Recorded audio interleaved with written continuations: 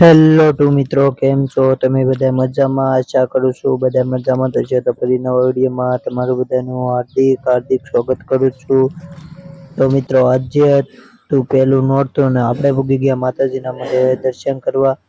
અહીંયા આવીને જોયું તા તો માતાજીના મંદિરમાં કળશ સ્થપાતા હતો, પણ બધા ભાઈઓ કળશ સ્થાપતા જો મઠના ભુવાજી અને કુટુંબના સદસ્ય બધા દ્વારા કળશ સ્થાપવામાં આવતા. તો હું ઘડીક વાર ઉભો રહી જાઉં, કળશ જોઈ લઈ કેવી રીતે કળશ સ્થાપે છે, અને તમે પણ જોઈ લો કેવી રીતે કળશ સ્થાપે છે. તો જો અત્યારે કળશ સ્થપાઈ ગયા છે, અને હવે જો જવારા વવાઈ ગયા છે, કેમ કે કળશ સ્થાપવામાં જવારા વાવવાનું હોય. અહીંયા બધા બેઠેલા હતા મોટા મોટા, ને આ ભુવાજી છે અમારા.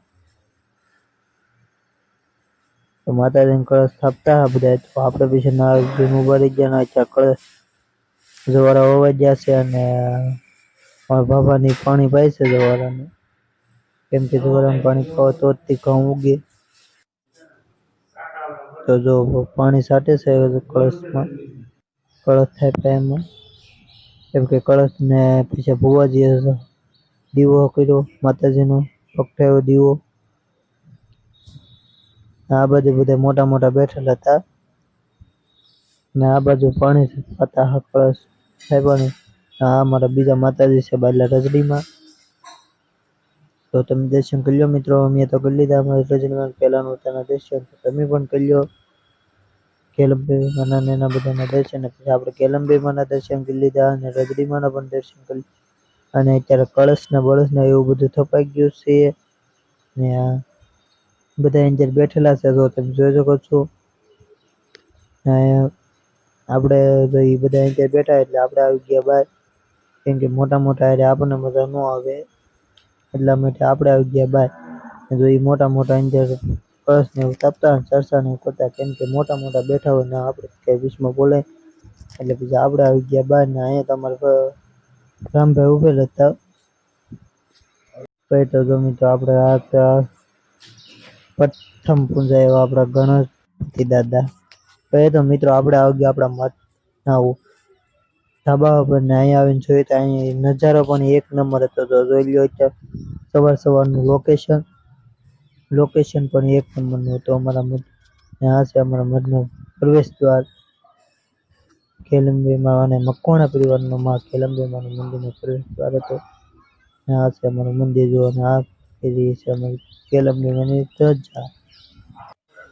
કઈ તો મિત્રો, આપણે આવી ગયા હેઠે, ને હેઠે આવીને જોઈતા હતા અહીંયા તો નાળિયેર ફોડતા બધા, હથોડે નાળિયેર ફોડતા, કેમ કે સુકાઈ ગયેલા નાળિયેર છે. એટલે અહીંયા અંદર મઠમાં આરતી કરી એટલે ધૂપ દીવો થતા, અને અત્યારે જે બેઠેલા હતા શ્રીફળ ને એવું મોરતા હા.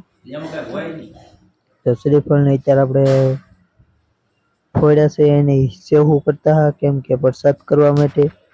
ને આ છે અમારા કેલમબેરીમાનું મંદિર સ્થાનક. તો તમે દર્શન કરી લો મિત્રો, અમે તો કરી લીધા દર્શન, તો તમે પણ કરી લો અમારા કેલમબેરીમાના દર્શન. આપણે પછી નીકળી ગયા બહાર, કેમ કે અંદર બહુ ધોવાડો થતો એટલે આપણને મજા ન આવી, એટલે આપણે નીકળી ગયા બહાર. ને બહાર આવીને જોયું તો હજી નાળિયેર તો ફોડતા હતા, અડધા સેસું કરતા, નાની અડધા નાળિયેર ફોડતા.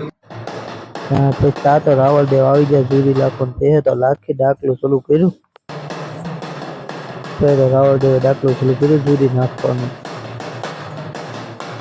અને જુરી નાખે ત્યાં આપણે બધા કુટુંબના સદસ્ય બધા ચલાતા ભેગા, તો એ બધા બેઠા મધમાં.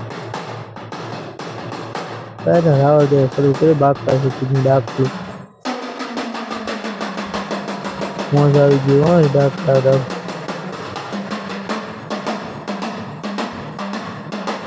કેમ કે નોરતું હોય, પેલું નોરતું હોય એટલે જુરી લાખવી ફરજિયાત છે, જુરી લાખવી પડે માતાજીને. રાવળદેવ જુરી રાખવાનું શરૂ કર્યું, વાણી વળવાનું શરૂ કર્યું. લેટ પણ બહુ મસ્ત હતા શંકર મંદિરની.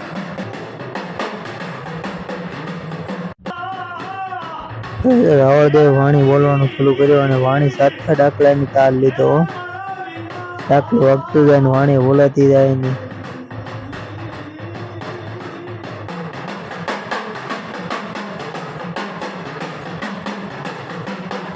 અને રાવળદેવ ડાકલું પણ એક નંબર વગાડ્યું મિત્રો.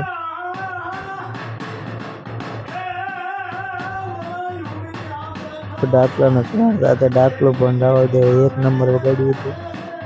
અને ઝૂરી લાખવાની ફરજિયાત હોય એટલે ઝૂરી તો પહેલા મોઢે લાખવી પડે.